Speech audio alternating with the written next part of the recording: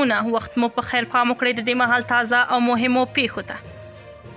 د افغانستان د بهرنیو چارو وزارت سرپرست له خپل چیني سیال سره لیدنه کې د دواړو هیوادونو ترمنځ د اقتصادي همکاریو پر پراختیا او سوداګریز حجم پر زیاتوالي خبرې کړي او د چین د بهرنیو چارو وزیر ژمنه کړې چې له افغانستان سره به سیاسي او اقتصادي ملاتړ ته دوام ورکړي.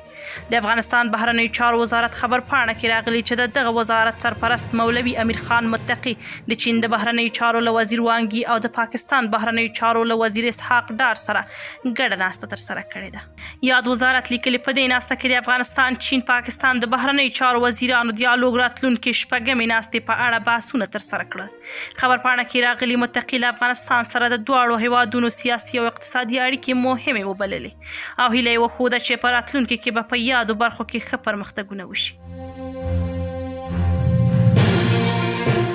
په پاکستان کې میشت یو شمېر افغان پناه غوښتونکي چې متحده ایالاتو د لیږد کیسو نه لرې د امریکا د بهرنیو چارو له وزیر له تازه څرګندونې د هرکلی په ترڅ کې وایي دا مهال په یاد هیواد کې له جدي ستونزو او ناڅرګند حالت سره مخ دي. د امریکا سنا جرګې ته په شرایطو د برابرو افغانو کډوالو د انتقال په اړه د هغه هیواد د بهرنیو چارو وزیر له تازه څرګندونو ورسره په پاکستان کې میشت یو شمېر افغان پناه غوښتونکي وایي هیله مند دي چې دا بهیر ژر تر ژره بیرته پیل شي.